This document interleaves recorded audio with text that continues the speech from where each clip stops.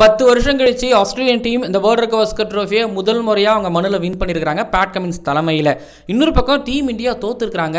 India ஃபுல்லாக சுற்றி புத்தி வெறும் சத்தங்களாக இருந்துக்கிட்டு இருக்குது. தோல்விக்கான காரணம் கௌதம் கம்பீரா, ரோஹித் சர்மா, விராட் கோலியா இப்படிங்கிற பேச்சுகள் ஒரு பக்கம் ஓடிக்கிட்டு இருக்கும் பொழுது நம்ம அதை தான் டிஸ்கஸ் பண்ண போகிறோம். ஒட்டுமொத்தமாக இந்த வேர்ல்ட் கவாஸ்கர் ட்ரோஃபியை இந்தியா இழக்கிறதுக்கான காரணங்கள் என்னென்ன அப்படிங்கிறத நான் பேச போகிறேன். நீங்கள் உங்கள் கருத்துக்களை பதிவு பண்ணுங்கள். ஒன்று அது மட்டும் கிடையாது, இந்த வேர்ல்ட் கவாஸ்கர் ட்ரோஃபியின் தோல்வி மூலமாக இது மட்டும் கிடையாது, நியூசிலாந்து சீரீஸ்லையும் வந்து இந்தியா 3-0 ஒயிட் வாஷ் ஆகியிருக்கிறாங்க. த்ரூ அவுட் அப்படி ஹோம் அவேல அடிப்பாங்க பொழுது இந்தியன் டீம்லேருந்து யார் அதுவும் டெஸ்ட் டீம்லேருந்து யார் விலக்கி வைக்கப்படணும், சீனியர்ஸ் ஜூனியர்ஸ் என் லிஸ்ட்டில் நிறைய பேர் இருக்காங்க, நான் அவங்கள பற்றியும் பேச போகிறேன். அதுக்கப்புறம் தோத்தாலும் இந்த சீரீஸில் வந்து இந்தியன் டீம்லேருந்து பாசிட்டிவான விஷயங்கள் நிறைய கிடச்சிருக்குது. அதில் என்னென்ன அப்படிங்கிறதையும் நான் வந்து பேசவும் போகிறேன். அந்த ஆஸ்திரேலியன் டீமை பற்றி கண்டிப்பாக பேசி தான் அவனோட சாம்பியன்ஸ் பேட் கமின்ஸ் ஈரா அப்படின்னு கூட சொல்லலாம். கண்டிப்பாக அவரை பற்றி நம்ம நிறைய பேசவும் போகிறோம். இந்த வீடியோ உங்களுக்கு பிடிக்கும் அப்படின்னு நான் நம்புகிறேன். த்ரூ அவுட்டாக ஒரு 20 நிமிஷம் இருந்தாலும் வீடியோ முழுக்க பாருங்கள். நிறைய கிரிக்கெட் இருக்கவும் போகுது, நம்பர்ஸ் கொஞ்சம் கம்மியாகவும் இருக்கவும் போகுது, பேசுவோம். அண்ட் அதுக்கு முன்னாடி கிரிக்கானந்தா நல்லா கிரிக்கெட் பேசுகிறப்பா, எனக்கு அந்த கிரிக்கெட் சேனல் பிடிச்சிருக்குப்பா அப்படின்னு நீங்கள் நினச்சிங்க அப்படின்னா நம்மளோட கிரிக்கானந்தாஸ் YouTube channel black sheep digital award 2025 favourite sports channel கேட்டகரியில் இடம் பிடிச்சிருக்குது.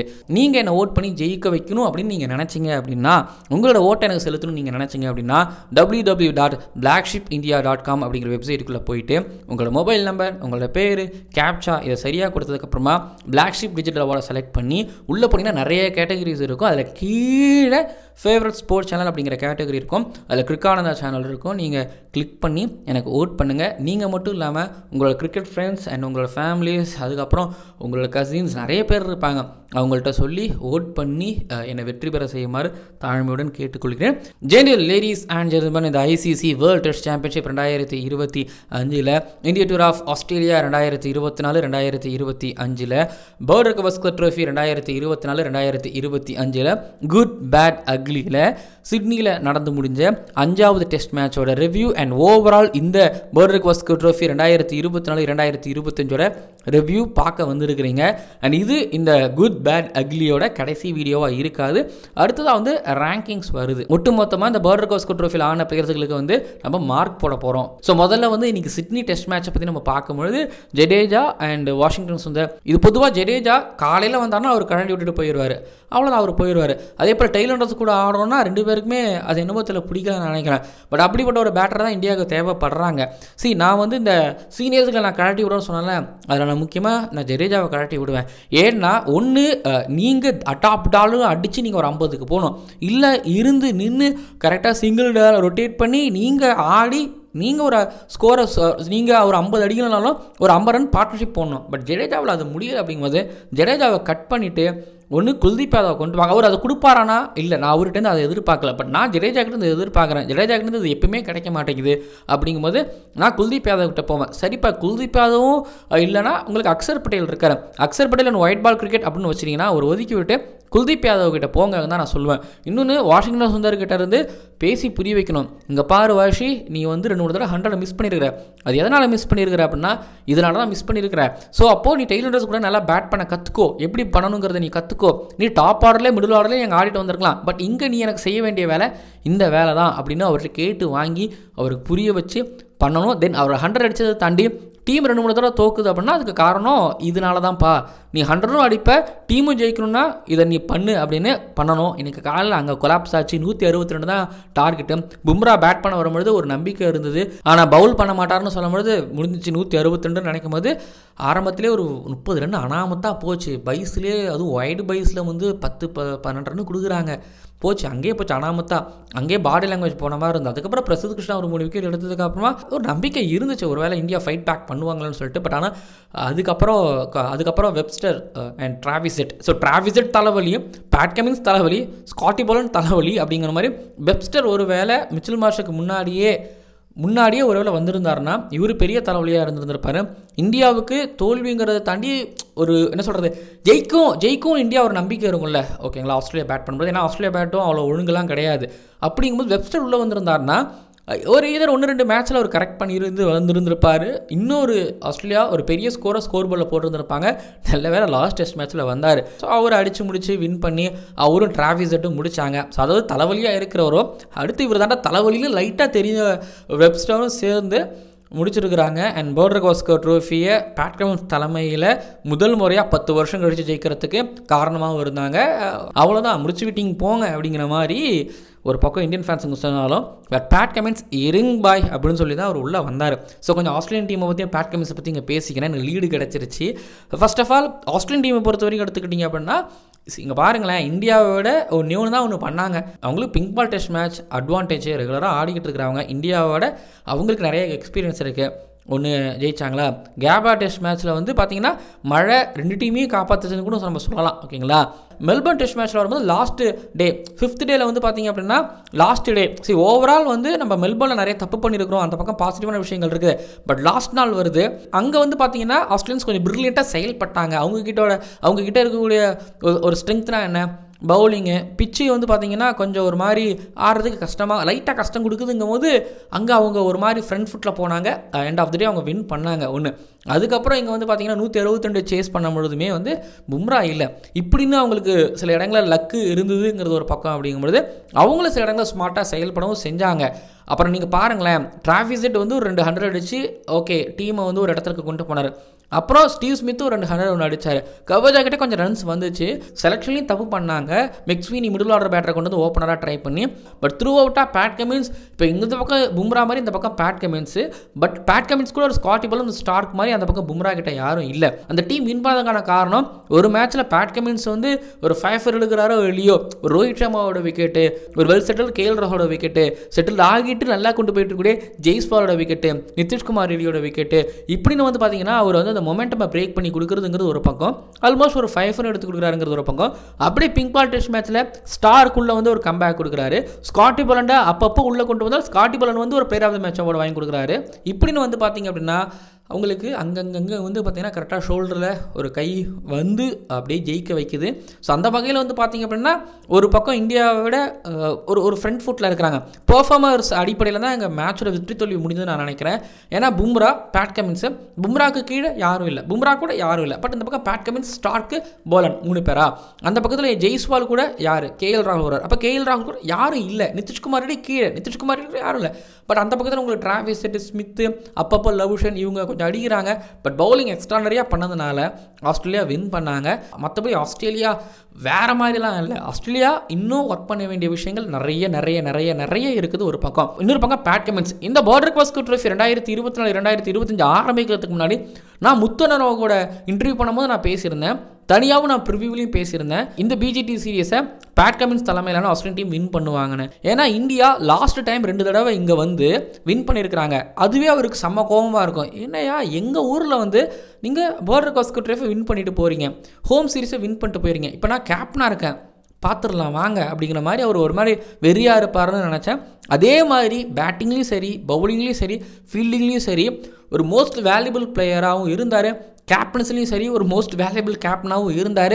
வேர்ல்டு டெஸ்ட் சாம்பியன்ஷிப் ஜெயிச்சு கொடுத்தாரு, வேர்ல்டு கப் ஜெயிச்சு கொடுத்தாரு, ஆஷஸ் ஜெயிச்சு கொடுத்துருக்காரு, ஹோமில் ஜெயிச்சார். அண்ட் இங்கிலாண்டில் போயிட்டு வந்து பார்த்தீங்கன்னா ஈக்குவல் பண்ணி திரும்ப அந்த ஆஷஸ் மேஸை கொண்டு வந்தார்.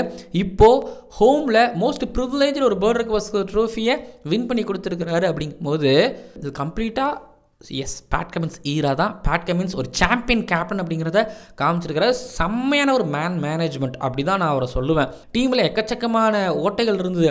பட் அந்த ஓட்டைகள்லாம் இருந்தாலும் பரவாயில்ல அப்படின்னு ஒரு நம்பிக்கையோடு அந்த டீமை எடுத்துகிட்டு போய் ஜெயிக்க வச்சார். அப்படிங்கும்போது பேட் கமின்ஸ்க்கு இங்கே அதிக பங்குகள் இருக்குது. அது மட்டும் இல்லாமல் பேட் கமின்ஸ் தலைமையில் ஆஸ்திரேலியன் டீம் 2வது முறையாக இந்த ஐசிசி வேர்ல்டு டெஸ்ட் சாம்பியன்ஷிப் ஃபைனலுக்கு தகுதி பெற்றிருக்கிறாங்க. லார்ட்ஸில் சவுத் ஆஃப்ரிக்காவும் ஆஸ்திரேலியாவும் மோத போகிறாங்க. ஆல்ரெடி செஞ்சுரி டெஸ்ட் மேட்சோட வீடியோலையுமே நான் சொல்லியிருந்திருப்பேன். சவுத் ஆஃப்ரிக்கா கூட ஒருவேளை ஆஸ்திரேலியா ஃபைனலில் மோதுறாங்கன்னா ஆஸ்திரேலியாவுக்கு ஒரு அட்வான்டேஜ் இருக்குது. காரணம் என்னென்னா எக்ஸ்பீரியன்ஸ் அப்படிங்கிற ஒரு ஃபேக்டர். ஸோ அந்த ஒரு விஷயம் வந்து கண்டிப்பாக ஆஸ்திரேலியாவுக்கு கை கொடுக்கும். நீங்கள் எடுத்து பார்த்தீங்க அப்படின்னா சவுத் ஆஃப்ரிக்கன் சைட்லேருந்து உங்களுக்கு தெம்பா பவுமா, எய்டன் மார்க்ரம், தென் கீழே பவுலிங் அட்டாக் வேறு லெவலில் இருக்குது. அதை நான் அது வந்து என்ன சொல்கிறது, இவங்கள தான் பெஸ்ட்டு அப்படின்னு சொல்கிற அளவுக்கு சவுத் ஆஃப்ரிக்காவோடது இருந்தனா ஒரு ரபடா, ஒரு மார்க் ஆன்சன், மேபி நார்க்கு எனக்கு ஆடுவாரான்னு எனக்கு தெரில. ஒரு கேஷவ் மகாராஜ் அந்த பக்கத்தில் இருக்கார், கோல்ஸே இருக்கார். டான் பேட்டர்சன் எடுத்துக்கிட்டிங்கன்னா உள்ளே வந்தால் ஒரு 5 ஆல்மோஸ்ட் எடுத்துகிட்டு போகிறாரு. ஈவன் மல்லர் கூட அவங்களுக்கு இருக்கிறாங்க ஒரு ஆல்ரவுண்டராக. ஒரு வேறு மாதிரியான ஒரு பவுலிங் சைடாக இருக்கும்பொழுது இன்னொரு பக்கத்தில் நீங்கள் ஆஸ்திரேலியன் டீம் சைடில் இருந்து எடுத்துக்கிட்டிங்கன்னா உங்களுக்கு ஸ்டார்க், பேட் கமின்ஸ், இது போக வந்து பார்த்தீங்க அப்படின்னா ஒரு வேளை தேவைப்பட்டால் ஸ்காட்டி பாலண்டும் ஆட வைக்கலாம். நேத்தன் லைன் இருக்கார், நேத்தன் லைன் வேறு இருக்கிறாரு. இவங்க எல்லாருமே எக்ஸ்ட்ரானரி அப்படிங்கிறத தாண்டி இவங்களுக்கு பல பிக் மேட்ச்சில் ஆன ஒரு எக்ஸ்பீரியன்ஸ் இருக்குது. ஒரு பிக் மேட்ச் பிளேயர்ஸாக ஆல்மோஸ்ட் இருந்துகிட்டு இருக்கிறாங்க. இப்போ பேட்டிங் சைடில் எடுத்துக்கிட்டிங்கன்னா மேலே சொன்ன மாதிரி எய்டன் மார்க்ரம், தெம்பா பவுமா இருக்கிறாங்க. மற்றபடி கீழே இருக்கக்கூடிய கெயில் வேர்னியாக்கு ஓகே சில பல வருஷங்கள் ஆன ஒரு எக்ஸ்பீரியன்ஸ் இருக்கலாம். அப்படி இப்படின்னு பார்க்கும்பொழுது மேலே நீங்கள் ஆஸ்திரேலியா எடுத்துக்கோங்க, கவர்ஜா, லவுஷனை இப்போதைக்கு அவங்க எடுக்கவும் மாட்டாங்க. Steve Smith, Travis head, Alex Carey, so இப்படின்னு வந்து பார்த்தீங்க அப்படின்னா அவங்க எக்ஸ்பீரியன்ஸ்டு ஒரு மாதிரி பெஸ்ட் 11 வச்சுருக்கிறாங்க. ஸோ அப்படிங்கும்போது இப்போதைக்கு ஆஸ்திரேலியாவுக்கு ஒரு அட்வான்டேஜ் இருக்குது. மறந்துடக்கூடாது, நான் ஞாபகப்படுத்துகிறேன். சவுத் ஆஃப்ரிக்கா கடைசியாக லார்ட்ஸில் இங்கிலாந்துக்கு அகேன்ஸ்டாக விளையாண்ட டெஸ்ட் மேட்சை வின் பண்ணியிருப்பாங்க. எக்ஸ்ட்ரானரி பவுலிங் பர்ஃபார்மன்ஸ் கொடுத்துருப்பாங்க. Nortje Kagiso Rabada player of the match performance கொடுத்துருப்பாரு. பட் நீங்கள் இன்னொரு பக்கம் நீங்கள் ஆஸ்திரேலியா எடுத்துக்கிட்டிங்கன்னா Australia in UK, Australia in Lord's நீங்கள் எடுத்துக்கிட்டாலும் சரி தான், ஆஸ்திரேலியா சவுத் ஆஃப்ரிக்காவோட ஒரு படி மேலே இருக்கிறாங்க. லார்ட்ஸில் அவங்களும் கடைசியாக நடந்த டெஸ்ட் மேட்ச்சில் வின் பண்ணியிருக்கிறாங்க. அவங்க world test championship final win பண்ணது லண்டனில் தானே, ஓவரில் தானே வின் பண்ணாங்க. அப்புறம் இங்கிலாந்துக்கு அகேன்ஸ்டாக ஆஷஸை ஈக்குவல் பண்ணியிருக்கிறாங்க, மேட்சஸ் அங்கே வின் பண்ணியிருக்கிறாங்க. கண்டிப்பாக சபால் சரியான போட்டி அப்படிங்கிற மாதிரி தான் இருக்க போகுது அப்படிங்கிறது எந்த விதமான சந்தேகமும் கிடையாது. இப்போ இன்னொன்று, போன WTC சைக்கிளில் சவுத் ஆஃப்ரிக்கா உள்ளே வர வேண்டியது, ஆனால் ஆஸ்திரேலியா கிட்ட குத்து வாங்கினா வெளியில் போனாங்க. அப்புறம் கிரிக்கெட் வேர்ல்டு கப் 2023 செமிஃபைனலில் ஆஸ்திரேலியா சவுத் ஆஃப்ரிக்கா குத்துனாங்க. இதுக்கு எல்லாத்துக்கும் சேர்த்து வச்சு நீங்கள் 1999 வேர்ல்டு கப்புக்கு வரைக்கும் போக வேணாம், காலங்காலமாக தொடர்ந்து ஒரு ரைவல்ரியும் இருக்குது. பட் கண்டிப்பாக சபால் சரியான போட்டி தான் இருக்கும். பட் இப்போதைக்கு ஆஸ்திரேலியாவோட கை ஓங்கி இருக்கிறதா நான் பார்க்குறேன். இப்போ டீம் இந்தியாவோட பக்கம் வருவோம். ஐயோ கூச்சல் குழப்பம் அதெல்லாத்தையும் விடுங்க. இங்கே பாருங்கள் இந்தியன் ஃபேன்ஸ், நீங்கள் தோற்றுருக்கிறீங்க. இப்போது நீங்கள் உங்களோட டீமுக்கு பின்னாடி நீங்கள் நில்லுங்க. சரி கேள்வி கேளுங்க. பட் ஃப்ரான்ச்சைசஸ் அப்படிங்கிறதெல்லாம் தாண்டி நீங்கள் இப்போ தான் உங்கள் டீமை தாங்க வேண்டிய ஒரு இடத்துல இருந்துக்கிட்டு இருக்கிறீங்க. உங்கள் T20 வேர்ல்டு கப் வின் பண்ணும்பொழுது, பர்டர்கோஸ்கர் ட்ராஃபி பல தடவை வின் பண்ணும்பொழுது நீங்கள் கத்தி கூச்சை போட்டு சந்தோஷமாக இருந்தீங்க, கூட நின்னீங்க. பட் இப்போ தோத்துக்கிட்டு இருக்காங்க அப்படிங்கும்போது நீங்கள் ஒரு விஷயத்தை புரிஞ்சுக்கணும். டீம் வந்து இப்போ டிரான்சிஷன் பீரியடில் இருந்துகிட்டு இருக்குது அப்படிங்கும்போது நீங்கள் கூட நிற்கணும். இந்த பவுலிங் அட்டாக் பார்க்கும்போது எனக்கு அப்படியே சிமிலராக 2014 2012 ஒரு MS தோனியோட கேப்டன்ஸில் இருக்கக்கூடிய ஒரு பவுலிங் அட்டாக் இருக்குல்ல, அந்த மாதிரி இருக்குதுன்னு நான் சொல்லியிருந்தேன். ஓகேங்களா, ஒரு பக்கம் ஒருத்தர் நல்லா போடுவார், இன்னொரு பக்கம் 2 பாட்டுக்கு ஃப்ளோவாக போய்கிட்டே இருக்குன்னு சொல்லுவேன். இப்போ அது மாதிரி தான் இருந்துகிட்டு இருக்கு. அங்கே MS தோனி, இந்த இடத்துல வந்து ஒரு பும்ரா, ஒரு ரோஹித் சர்மா இருந்துகிட்டு இருக்கிறாங்க. ஓகே, ஆனால் கேள்விகள் கேட்காம இருக்கவே கூடாது. நான் மறந்துடக்கூடாதுங்கிறத நான் சில விஷயங்கள் சொல்லிடுறேன். ரோஹித் சர்மா சொல்லியிருந்தாரு, நான் எங்கேயும் போல இங்கே தான் இருக்கேன் அப்படின்னு சொல்லியிருந்தாரு. ஃபிட்னஸ் ஒத்துக்குமா, டீமோட காம்பினேஷனில் அவர் மட்டும் இல்லை விராட் கோலி செட் ஆவாரா அப்படிங்கிறது தான் எனக்கு கேள்வி. எனக்கு புரியல, இவங்கெல்லாம் ஆடுறதுக்கு தயார், பட் டீமோட வின்னுக்கு கான்ட்ரிபியூட் பண்ணுவாங்களா அப்படிங்கிறது தான் என்னை பொறுத்த ஒரு கேள்வியே. ஆடலாம், பட் பின்னாடி ஃபியூச்சர்ஸ்னு இருக்காங்க, டீம் ஃபியூச்சர்னு ஒன்று இருக்குதுல்ல. எனக்கு அதுதான் இங்கே பிரச்சனையாகவே இருக்குது. சாம்பியன்ஸ் ட்ரோஃபி தான் இவங்களோட ஓடி பயணத்தை முடிவு பண்ணும் அப்படிங்கிற மாதிரி ஆல்மோஸ்ட் இருந்துக்கிட்டு இருக்குது. பட் ரோஹித் சர்மா பொறுத்த வரைக்கும் 2027 ஓடிய வேர்ல்டு கப் வரைக்கும் ஆடணுங்கிறது அவருக்கான ஒரு ஆசை. விராட் கோலி பொறுத்த வரைக்கும் யோசிச்சது அவருக்கு பிடிச்ச ஃபார்மேட் டெஸ்ட்டு. ஆனால் டெஸ்ட்டில் நீங்கள் எடுத்துக்கிட்டிங்க அப்படின்னா இல்லைங்க, அவர் சிறப்பாலாம் பண்ணல. பேர்த்தில் அடித்த அந்த 100க்கு அப்புறம் திரும்பி அவரோட கம்பேக் அப்படிங்கிறது இல்லவும் இல்லை. ஸோ மாடர்ன் கிரிக்கெட்டில் நீங்கள் சொல்லலாம், நானும் அதை தான் சொல்லுவேன். கிரிக்கெட் அது ஒரு ஃபார்மேட்டுக்கு ஒரு ஃபார்மேட் அப்படி மாறி மாறி மாறி மாறி வந்துகிட்டு இருக்குது. பட் இப்போ உங்கள் T20 இல்லை, longer format, test format almost ஒன்று தான். பட் இதில் இவங்களோட கான்ட்ரிபியூஷன் அப்படிங்கிறதா ஒரு கேள்வியாகவும் இருந்துகிட்டு இருக்குது. இப்போ ஒரு வேளை இவங்க ஆடணும், டெஸ்ட் கிரிக்கெட் ஆடணும், ஒரு யங்ஸ்டரை தாண்டி இவங்க ஆடணும்னா போங்க ரஞ்சியில் பெருசாக ஸ்கோர் பண்ணுங்கள். ரஞ்சியில் நீங்கள் வந்து ஸ்பின்னர்ஸுக்கு அகேன்ஸ்டாக டஜன் கணக்கில் ரன் அடிங்க. நீங்கள் கவுண்டி போங்க, கவுண்டியில் போய்ட்டு அங்கே ஃபாஸ்ட் பவுலருக்கு அகேன்ஸ்டாக உங்களோட தவறுகளை சரி பண்ணிவிட்டு நீங்கள் டஜன் கணக்கில் ரன் அடிச்சுட்டு நீங்கள் வாங்க. அதுக்கே 1 வருஷம் 2 வருஷம் கூட நீங்கள் ஆகலாம். பட் அதுக்குள்ளே யங்ஸ்டர்ஸ் ரெடியாக ஆகிடுவாங்க. அப்படின்னு பார்க்கும் பொழுது நான் சொல்லுவேன் ரோஹித் அண்ட் விராட் கோலி, ஸோ என் சைடில் இருந்து அவங்க ஒரு பிரேக் இல்லாமல் நிரந்தர ஒரு பிரேக் எடுக்கிறது தான் சரியாக இருக்கும்னு எனக்கு பர்டிகுலராக தோணுது. அடுத்து கீழே வந்து பார்த்தீங்கன்னா நான் ரவீந்திர ஜடேஜாவுக்கு கண்டிப்பாக நான் முழுக்க போடுவேன். ஏன்னா 2 வேர்ல்டு டெஸ்ட் சாம்பியன்ஷிப் ஃபைனல் நீங்கள் ஆடிட்டீங்க, கிட்டத்தட்ட ஒரு கூட ஆடிட்டு இருந்த ஒரு அஸ்வின் தேங்க்யூ சொல்லிட்டு போயிட்டாரு. ஏன்னா அவருக்கு ரீப்ளேஸ்மெண்ட் அங்கே கிடைச்சாச்சு அப்படிங்கிறதுனால இப்போ உங்களுக்கான ரீப்ளேஸ்மெண்ட் ஆல்ரெடி எப்போலேருந்து இருந்துகிட்டு இருக்கிறாங்க. ஸோ அப்படிங்கும்பொழுது நான் அக்ஷர் பட்டேல், குல்தீப் யாதவ் ரெடி ஆகிட்டாங்க. இதுக்கு மேலே ஜடேஜா உங்களோட ஹெல்ப் அப்படிங்கிறது. So no need. ஹோமில் இந்த பவுலர்ஸ் வச்சே பார்த்துக்கலாம். ஓவர்சீஸ்லையும் உங்களோட கான்ட்ரிபியூஷன் டெய்லர்ஸ் கூட நீங்கள் ஆட முடியாது எதுவும் கொடுக்கல. ஸோ அப்போ நான் குல்தீப் யாதவே போயிடுவேன், அக்ஷர் பட்டேலே நான் போயிடுவேன். அக்ஷர் பட்டேல் ஓவர்சீஸில் எப்படி ஆடினா தான் தெரியும் நம்மளுக்கு. ஸோ அதனால் குல்தீப் யாதவ் ஆல்ரெடி ஓவர்சீஸில் ஆடின எக்ஸ்பீரியன்ஸ் அவருக்கு இருந்துகிட்டு இருக்கு. ஏன்னா ஆஸ்திரேலியா சீரீஸில் அவர் அப்போவே ஆடிட்டார். ஸோ அதனால் ஜடேஜா, ரோஹித் சர்மா, விராட் கோலி இவங்களுக்கு இந்த பார்டர் கவாஸ்கர் ட்ரோஃபியோட இப்போ 3 பேரையுமே நான் வெளியில் எடுத்து வைப்பேன். இது போக ஜூனியர் ஒருத்தவர் இருக்கார், சுப்மன் கில், ஹோம் அவே இப்படின்னு நான் பிரிக்க மாட்டேன். வருஷம் சீரீஸ் நான் பிரிக்க மாட்டேன். பட் கன்சிஸ்டன்சிங்கிறது உங்ககிட்ட ரொம்ப ரொம்ப ரொம்ப குறைவாக இருக்குது. நீங்கள் லாஸ்ட்டாக விக்கெட் த்ரோ பண்ணிங்க, எனக்கு அதெல்லாம் விஷயமே கிடையாது. நீங்கள் ரன் அடிக்கலை, எனக்கு கன்சிஸ்டண்ட்டாக ஹோம்லேயும் நீங்கள் பெர்ஃபார்மன்ஸ் பண்ணலை. நான் ரொம்ப ஹார்ஷாக பேசுகிறேன் தான், புரியுது. பட் யோசிச்சு பாருங்கள், ஒரு பக்கம் உங்களுக்கு ஒரு சாய் சுதர்ஷன் வெயிட் பண்ணிகிட்டு இருக்காரு. அவருக்கு பின்னாடி வந்து பார்த்தீங்க அப்படின்னா அந்த ஓப்பனிங் பொசிஷனுக்கும் சரி, இந்த 1 பொசிஷனுக்கும் சரி உங்களுக்கு ருட்ராஜ் கேக்வாத் இருக்கார், அபிமன்யு ஈஸ்வரன் இருந்துக்கிட்டு இருக்கிறாங்க. ஸோ வெயிட் பண்ணிக்கிட்டு இருக்கிறாங்க, அவங்களுக்கு கொடுக்கலாம். நான் கில்லையும் எஸ் தேங்க்யூ அப்படின்னு சொல்லி அனுப்பி வைப்பேன். போப்பா நீ போயிட்டு டொமஸ்டிக்கில் போய்ட்டு ஆடிட்டு வாப்பா அப்படின்னு சொல்லுவேன். ஓடிஐ கிரிக்கெட் மட்டும் தான் இன்னும் அவர் கையில் இருந்துக்கிட்டு இருக்கு. ஓடியில் நல்லா பண்ணும் பட்சத்தில் ஓடியில் கண்டினியூ பண்ணலாம், இல்லைனா எஸ் தேங்க்யூ அப்படின்னு சொல்லி அவர் அனுப்பி வைக்கிறது தான் சரியாகவும் இருக்கும்.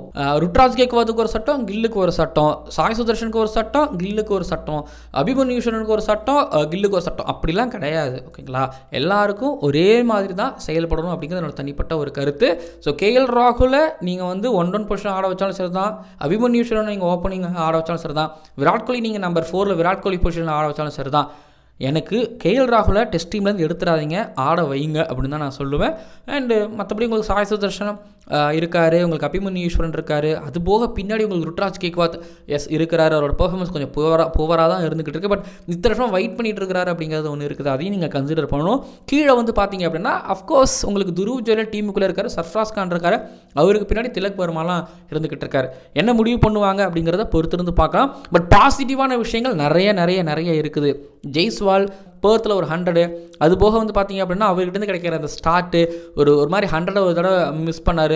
இந்த பக்கம் மெல்பர்னில் வந்து ஒரு சேஸ் பண்ணிகிட்டு இருக்கும்போது ஒரு பெரிய ஒரு நம்பிக்கை அவர்கிட்ட இருக்கக்கூடிய அவர்கிட்ட அந்த ஃபீல்டிங்கில் கொஞ்சம் பிரச்சனை இருக்குது. பட் ஆனால் திரும்ப அதுலேயும் ஓவர் கம் பண்ணி வராங்கும்போது ஜெய்ஸ்வால் பெரிய நம்பிக்கை. நிதிஷ்குமார் ரெட்டிக்கிட்ட இங்கே 100, 50 எப்பா இந்தியா சைட்லேருந்து இவர் தான்ப்பா பெஸ்ட் பேட்டர்னு கேஎல் ராகுலை பற்றி பேசிகிட்டு இருக்கும்போது இந்த பக்கம் நிதிஷ்குமார் ரெட்டி சிட்னி டெஸ்ட் மேட்சை தவிர்த்து எடுத்து பார்த்தீங்கன்னா அப்படியே டோட்டலாக வேறு மாதிரி பெர்ஃபார்மன்ஸ் பண்ணியிருக்காரு.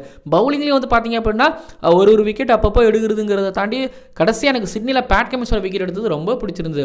ஸோ நிதிஷ்குமார் ரெட்டியை நீங்கள் சாம்பியன்ஸ் ட்ரோஃபியில் ஒய் நாட் கன்சிடர் பண்ணக்கூடாது அப்படிங்கிறது என்னோட ஒரு கேள்வி.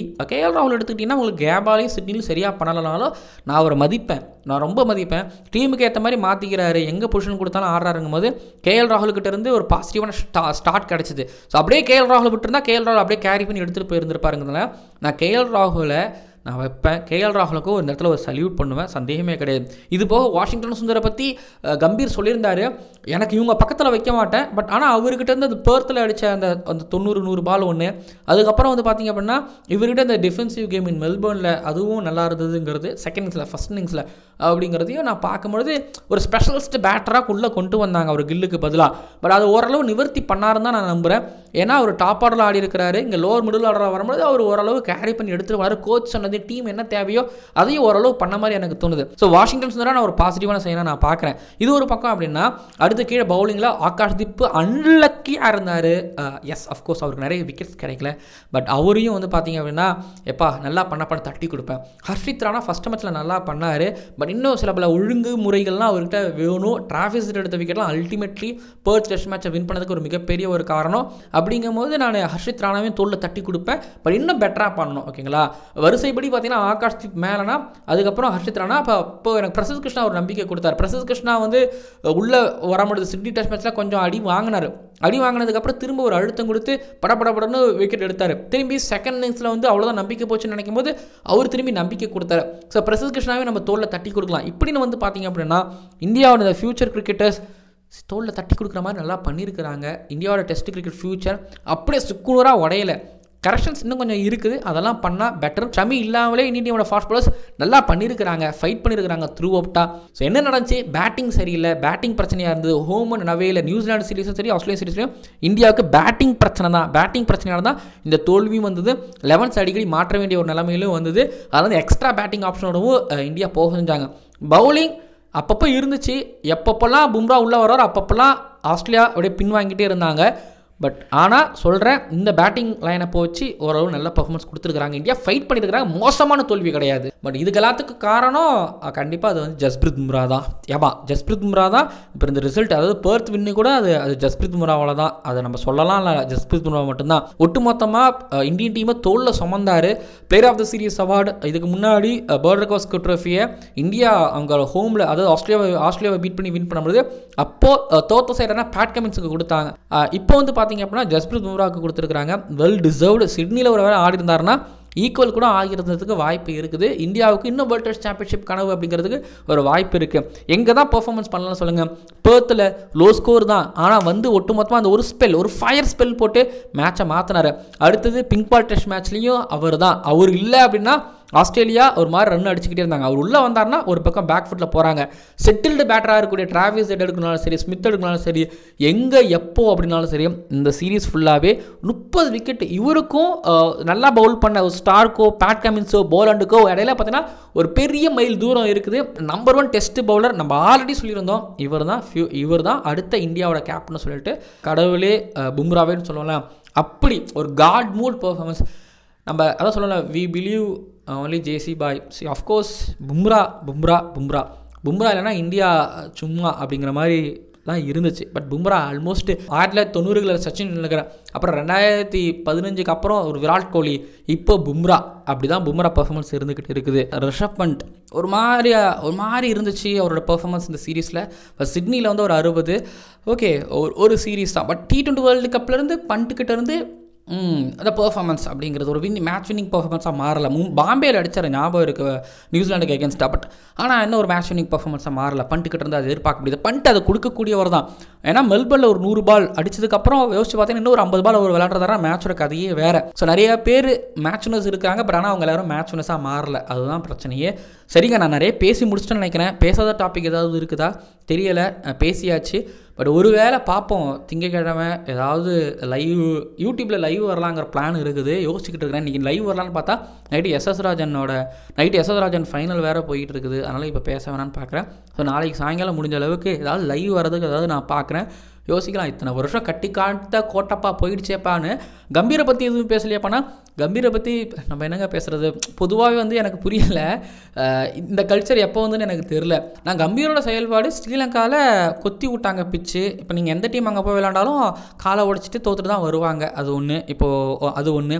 நீங்கள் ஒன்றும் இல்லை, இப்போ world test championship final Australia போயிருக்கிறாங்க.